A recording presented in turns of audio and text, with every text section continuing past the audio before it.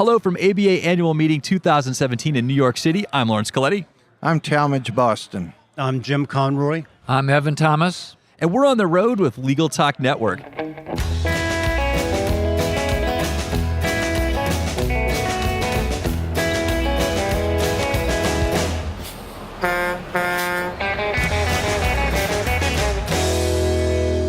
And we're back. It's my privilege today to welcome the authors panel.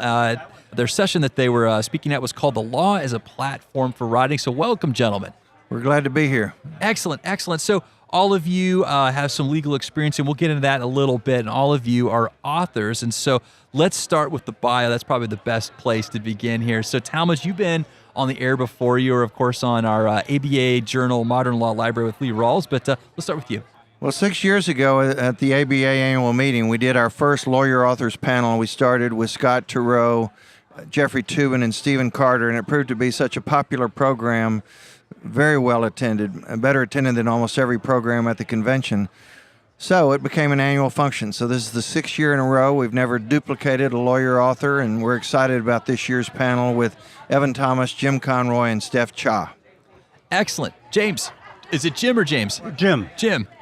Although James is on the cover of the book. So now I'm torn. So how about it? Where do you work? What do you do?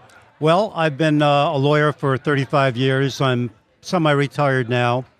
And before that, I was a Capitol Hill staff person, speechwriter, press secretary. And that's my story in a few sentences. Excellent. Evan. I went to law school but never practiced. Instead, I became a journalist for 34 years at Time and Newsweek. I was the Washington bureau chief for Newsweek for 10 years. I've written 9 books and most recently done some teaching at Princeton. Excellent, excellent. So we've got to start with your books. And so I understand that under your belt, Talmage, you have 4, Jim, you have 2, and Evan, you have 9 books. And not all of them, I believe, are legally related. So who wants to go first with their collection of books? Just give us a little bit about them and theme of writing. Well, I'll go first. This is Talmage, and I've always loved history since I was a child. And my first love was baseball history, so my first 2 books were about baseball history. 1939, Baseball's Tipping Point, with a foreword by John Grisham. The second, Baseball and the Baby Boomer, with a foreword by Frank DeFord. Then I got into law, and my third book was Raising the Bar, The Crucial Role of the Lawyer in Society, foreword by Dick Thornburg. And my fourth and most recent, came out last September, is on presidential history. It's called Cross-Examining History. A Lawyer Gets Answers from the Experts About Our Presidents. Ken Burns wrote the foreword. And one of the people I interviewed for the book was Evan Thomas, talking about Nixon. His new book on Nixon had just come out, so that's how Evan and I became acquainted. Excellent, excellent. So let's transition to Evan, and we'll get to you, Jim. That was a nice segue to you. Well, although I never practiced law, I've been using it ever since because the law teaches you critical thinking and how to spot the issue. That's a particularly important thing in journalism. And so I feel that my legal training has been incredibly useful. Fortunately, I don't write like most lawyers. I write more clearly. But actually, the really good lawyers do write clearly and simply. I worked at a law firm one summer, and I noticed the young lawyers wrote this awful Latinate argle-bargle, but the old lawyers, they wrote like sports writers. They got right to the point. And I think legal training is great for writing if you use it right. Excellent. And Jim? Yeah, well, I, too, was a childhood history fan from the age of about 6, I think, and fell in with the wrong crowd and wound up in law school. But I do agree that law school is a good school of reasoning and analysis. I find it useful to sift evidence as well when I'm doing historical research, who's telling the truth, who isn't, what makes sense, what doesn't.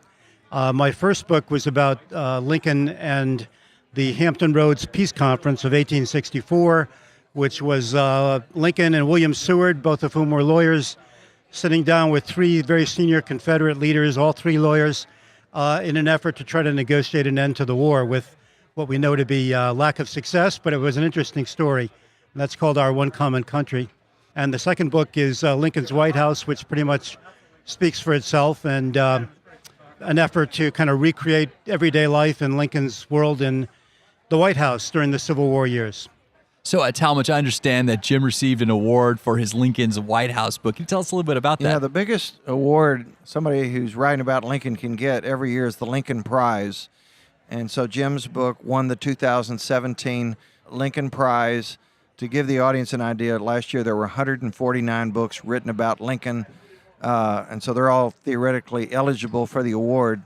And so it's quite an honor, and the past recipients is a who's who of American biographers. So it's really put Jim, his first book was a finalist for it, so he's got a bright future with American history with that award on his resume. That's astounding to me that there's so many books written about Lincoln that you now have an award each year for that writing. Yeah, well, I should say two things. One, Talmage's books are very impressive, and I've enjoyed them very much. And I think Evan's one of my favorite writers. I think The War Lovers is, in fact, in my top three. All right, thank you. And Ike's Bluff and Being Nixon and the Bob Kennedy book. And talented man. I'm honored to be on the panel with both of these fellows. Well, Talmage, I want to get back to you. So I think this is so interesting. So I think we nearly missed, I think we did miss, but it must have been a near miss. A couple years ago at ABA Annual in Chicago, actually was out in the audience watching that authors panel. And of course, David Latt was there, and we've had him on. I've done an interview with him about his book, Supreme Ambitions, which published through Anchorwick Publications, which used to be a publications organization or entity within the ABA. And so anyway, I mean, that was a couple years ago, but you said it's been on for 6 years. And so kind of want to, if we could, just kind of walk through the years and hallmark the attendees. Well, the first year was Scott Turow, Stephen Carter, and Jeffrey Toobin. And it was in Chicago, and Scott was helpful to put the panel together. And obviously with superstars of that caliber, you get quite a response. The next year was in San Francisco. We had Marcia Clark of O.J. Simpson fame, who's now a best-selling legal thriller, along with David O. Stewart, who's become one of our top historians, who's also quite a lawyer before he became a full-time writer. He clerked for Lewis Powell in the United States Supreme Court. He argued 2 cases in the Supreme Court. So we had David Stewart. And then the next year we were in Boston. We had Richard North Patterson, who's one of the top legal thriller authors, with Allison Leota and Kenneth Mack, who's a leading historian who's a professor at Harvard Law School. We then had, as you said, in Chicago, we had Bill Landay, whose book Defending Jacob sold over 1 million copies. And Judge Richard Posner was supposed to be on our panel, but something came up at the last minute, and so he was not able to join us. We had David Latt and another prominent legal thriller author. And then last year we had Pulitzer Prize-winning historian Annette Gordon-Reed, who really cracked the code on Sally Hemings and Thomas Jefferson. And we had Philip Margolin, who's had a number of New York Times bestsellers. And so that's a kind of a quick summary of the top. And Corbin Addison was on our panel last year. He's one of John Grisham's proteges, living in Charlottesville. John's endorsed him, and so he's got a bright future. So we try to have diversity, males, females, and fiction, nonfiction, and so many lawyers aspire to write for publication that to get a chance to hear people who've actually succeeded is the reason why the program's been so well attended and we keep getting asked to do it year after year. Well, it seems to be a really successful program. I remember we were also in San Francisco, and I do remember that program as being one of the more well-attended, and it seems like it attracts an audience. And so just kind of a fun aside, we were joking a little bit in the pregame to this interview. There was one person that snubbed you during the 6-year tenure of the authors panel. Who was that? Well, with all due respect, Judge Richard Posner all of a sudden had some emergency come up, and he was not able to join us. But in fact, 3 on the panel is really an optimum number. I was a little concerned that, the program lasts an hour, and when you have 4 on the panel, you really don't get to go in as much depth. And so 3 is an optimum number. That was a great discussion. I know we're going to have that with this year's panel. And so just real quick before we move on to the center topic of this interview, what do you talk about when you're up there in the authors panel? What kind of subjects? Well, we assume that everybody in the audience is a lawyer who aspires to write for publication. And so the idea is, how did you do it? Evan, you went through law school, University of Virginia. You decided not to practice law, but you became one of our top American journalists, Time and Newsweek. The question you ask him, how does the legal training put your mind in a position where you can be a top-notch author? Jim, you're a practicing lawyer for years. Then you step out. You decide to write history. and you get recognized for it. What's the process? How do you find an agent? What are the pitfalls? What are the setbacks? And these are what the people in the audience want to know. What advice do each of the people have for people who are aspiring to write for publication? So when it's over, of course, people come up. We have a book signing, and people can ask their own questions of each of our panelists, their own specific questions that's kind of nagging at them, that's keeping them from taking that step out to attempt to write for publication and do that to supplement or ultimately perhaps replace their entire legal practice. That's a great segue into my next question. And so, Legal Talk Network, we know a lot of writers, mostly in the form of bloggers. And so Bob Ambrogi is an example that we use a lot. He's our host of Lawyer to Lawyer. Sharon Nelson also writes a blog. There's many others that write. And and I'm sorry I didn't get to everybody, but there is a limited time here. And so, but anyway, it seems that writing and legal practice go hand in hand. So the primer to my next question is, now, Talmage, you're still a full-time attorney. Yeah. Jim, you're a part-time attorney, and Evan, you're a no-time attorney right now, but you did go to law school. So let me hand it over to you. The title of this of your speaking session was Authors Panel: The Law as a Platform for Writing. So what about law school, being around law, makes that such a great jumping-off point for authors and other types of writer? I'm so struck by the law. Both makes writing exciting in the sense of it. The law is all about conflict, litigation, people fighting with each other. All writing is about all good writing is about conflict. So in that sense, the law is perfect for it. But, and this is a big but, it's astonishing to me how dull the law can make conflict. In fact, that's almost the point of the law. I've spent the last week at the Library of Congress going through the papers of Justice Sandra Day O'Connor, and I have her case files. And they take these raw facts, prison riots, rape, various forms of abuse, giant constitutional issues, and the justices, as they communicate with each other, make it as dull as they possibly can. Now, there's a reason for that. They're trying to impose some order on chaos, some kind of regularity, bring the law to the rawness of human emotion. But it is fantastic how they can take things that would make great movies and put you to sleep as I'm sitting there in my chair in the Library of Congress on a regular basis. And as I say, they do it intentionally. Now, every once in a while, the human dimension creeps out in there, and they go after each other. But mostly, they're trying to regularize chaos and find rules and ways of making sense out of things that often don't make sense. So in that sense, if you're too much of a good lawyer, you'll make it all dull. One reason why I got out of the law was because I found it a little dull. I wanted to tell the story as I saw it, not as I was reading about it in an F-second. And I covered a couple of trials. I was amazed. I covered a bribery trial, an abscam bribery trial. It astonished me how dull they made it. This was about a congressman taking money from the FBI in a scam. It should have been a movie. This went on for days. They had great characters, but the lawyers made it as dull as possible. And that just fascinated me. And James, same question. Well, I've had three different incarnations, I guess, as a writer. One is as a speechwriter for Senator Muskie and then for Senator Hollings from South Carolina, and learned how to write that way, to be heard.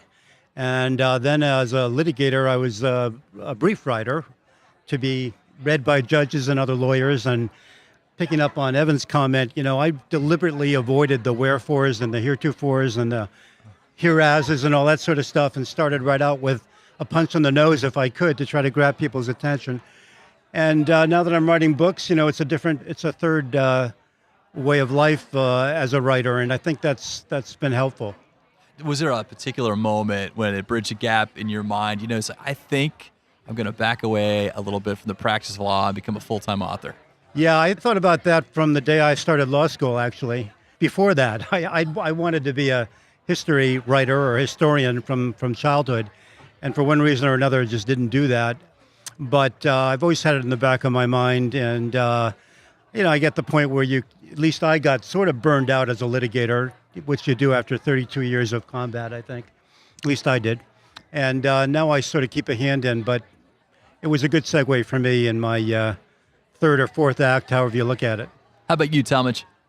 Well, I think anybody who decides to write for publication has some epiphany when all of a sudden you just feel called to write. And you can't explain it, and you're not sure how it happened. for me, it started, since my last name's Boston, I've always been a Red Sox fan.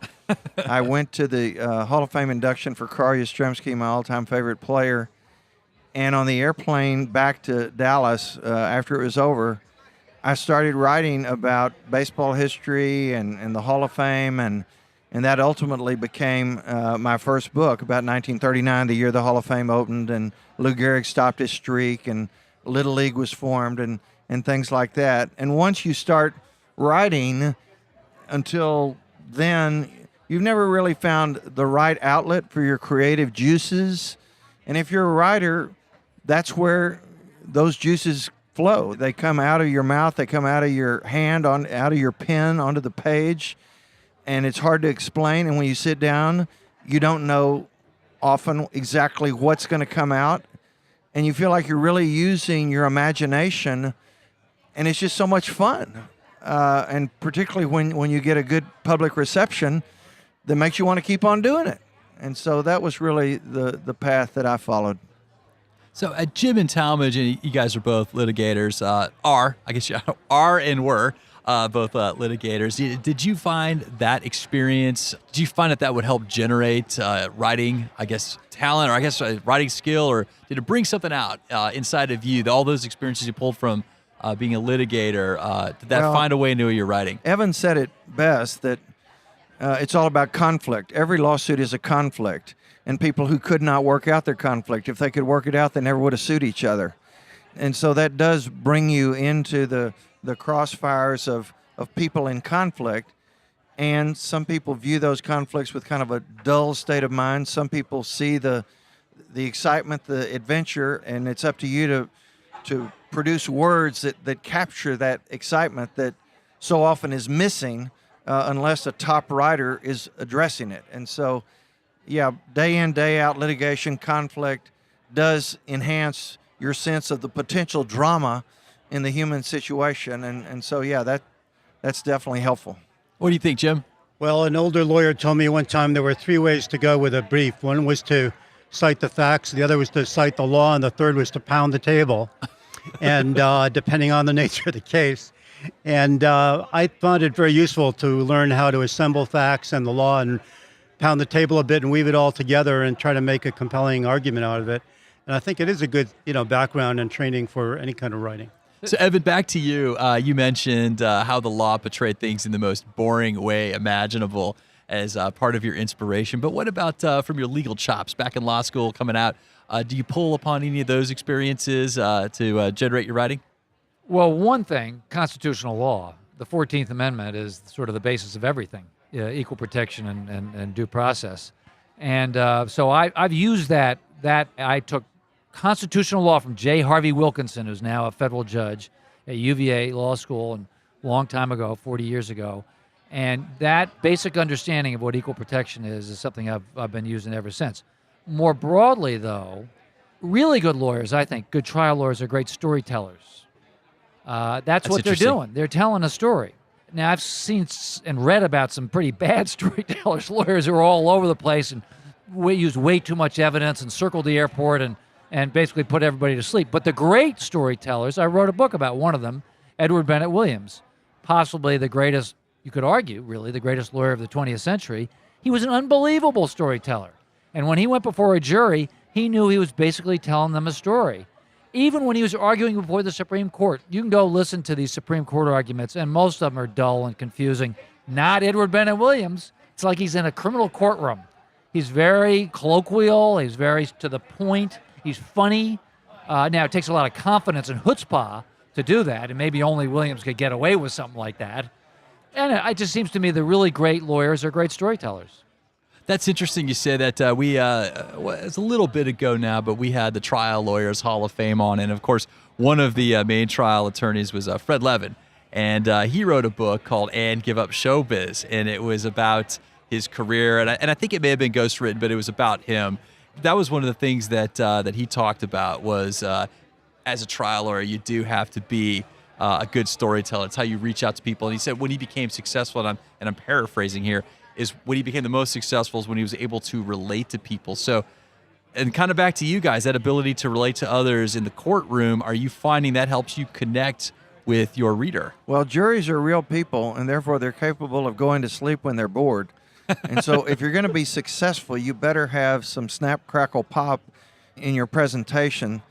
And as Evan says, the best way to communicate any point is through a story. I mean, that was why Abraham Lincoln, one of the many reasons why he stands at the top of the mountain, was he was always thinking in terms of metaphors and analogies and stories about unrelated things to the point he was trying to make. But because the stories were so compelling, he made the point with great emphasis, and people always remembered it. So Lincoln, a consummate lawyer, is the perfect example of using those storytelling skills in a way that commanded the attention of first juries and then the American public.